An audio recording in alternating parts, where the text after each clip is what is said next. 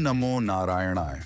जिस माघ मास की महिमा स्वयं देवता गाते हैं, जिस मास में स्वर्ग से पृथ्वी तक दिव्य ऊर्जा का प्रवाह होता है, जिस मास में किया गया संकल्प देवताओं द्वारा स्वयं स्वीकार किया जाता है, उसी माघ मास की देवकथा आज कही जा रही है।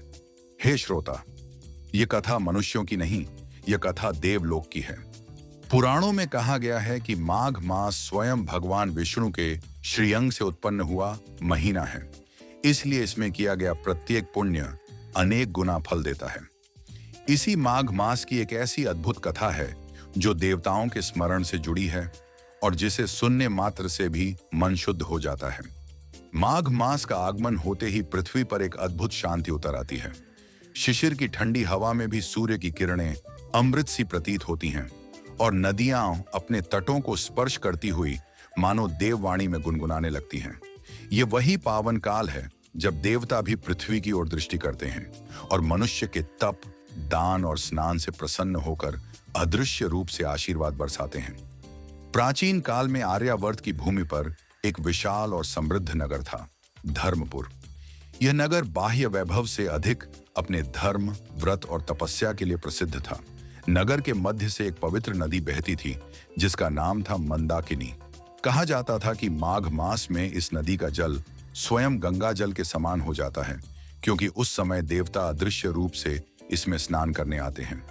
इसी नगर में एक साधारण ब्राह्मण रहता था जिसका नाम था वेदधर। वह न अत्यंत धनी था न अत्यंत निर्धन, परंतु उसका हृदय श्रद्धा से परिपूर्ण था। वेदधर प्रतिदिन प्रातः काल सूर्य के उदय से पूर्व उठता, स्नान करता और भगवान नारायण का स्मरण करता। उसे शास्त्रों का बहुत गहन ज्ञान नहीं था, पर माघ मास के महत्व को वह अपने पूर्वजों से सुनता आया था। एक वर्ष ऐसा आया जब माघ मास के प्रारंभ से कुछ दिन पूर्व नगर में महामारी फैल गई। लोग भयभीत थे, मंदिर सूने होने लगे थे और नदी तट पर भी सन्नाटा छा गया था। वेदधर का परिवार भी इस भय से अछूता नहीं था। उसकी पत्नी ने कहा, इस समय नदी पर जाना उचित नहीं। लोग कह रहे हैं कि बाहर निकलना ही संकट को बुलावा देना है। पर वेदधर के मन में एक अजीब सी दृढ़ता थी। उसने शांत स्वर में उत्तर दिया, माघ मास में भय नहीं, केवल श्रद्धा होनी चाहिए। यदि हम इस समय धर्म छोड़ दें तो फिर कब अपनाएंगे? माघ मास के प्रथम दिन प्रातःकाल वह मंदाकिनी के तट पर पहुंचा। चारों ओर धुंध थी, ठंडी हवा बह रही थी और सूर्य की लालिमा धीरे धीरे जल में उतर रही थी। उसने नदी में प्रवेश किया और मंत्रों के बिना केवल भगवान का नाम लेकर स्नान किया। उस क्षण उसे ऐसा लगा मानो जल के भीतर से कोई दिव्य स्पर्श हुआ हो। उसका शरीर नहीं, उसका मन कांप उठा। स्नान के पश्चात वह तट पर बैठकर मौन भाव से भगवान विष्णु का ध्यान करने लगा। उसी समय आकाश में हल्की सी उजास फैलने लगी और उसे लगा जैसे कोई अदृश्य उपस्थिति उसके चारों ओर है। उसी क्षण देवताओं के लोक में हलचल हुई।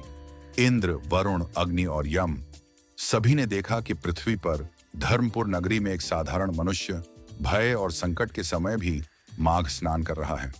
नारद मुनि ने विष्णु लोक में जाकर कहा, प्रभो, पृथ्वी पर माघ मास की मर्यादा एक साधारण ब्राह्मण निभा रहा है, जबकि अनेक लोग भय से पीछे हट गए हैं। भगवान विष्णु मंद मुस्कुराए और बोले, जहां श्रद्धा है वहीं मैं हूं। देवता स्वयं उस स्थान की रक्षा करेंगे। उसी दिन से मंदाकिनी के तट पर एक अद्भुत परिवर्तन दिखने लगा।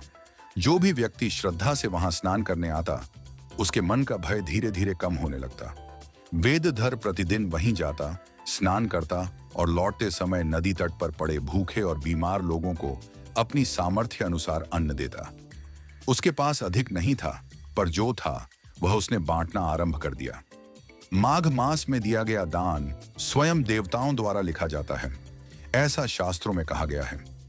एक रात्रि माघ शुक्ल पक्ष की एकादशी को वेदधर को स्वप्न आया। उसने देखा कि मंदाकिनी के तट पर दिव्य प्रकाश फैल रहा है और चारों दिशाओं से देवता एकत्र हो रहे हैं। इंद्र अपने ऐरावत पर थे, वरुण के हाथ में कलश था, अग्नि प्रज्वलित थे और यम भी सौम्य रूप में उपस्थित थे।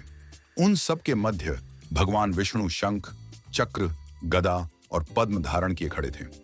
भगवान ने कहा, वेदधर, तूने माघ मास की मर्यादा को संकट के समय भी नहीं छोड़ा। तेरा स्नान, तेरा दान और तेरा मौन स्मरण, इन सब ने देवताओं को प्रसन्न किया है। वेदधर भय और श्रद्धा से कांप उठा।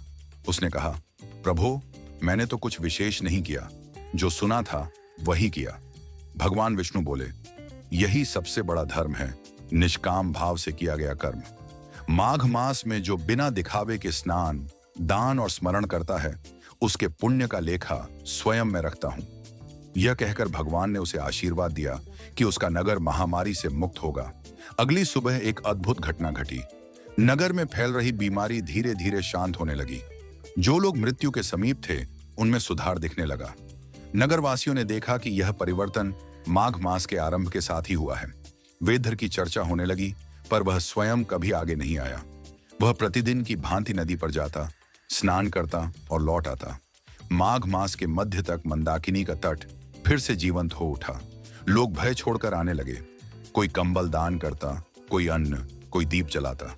वेदधर सबको एक ही बात कहता, दान से बड़ा भाव होता है और स्नान से बड़ा स्मरण।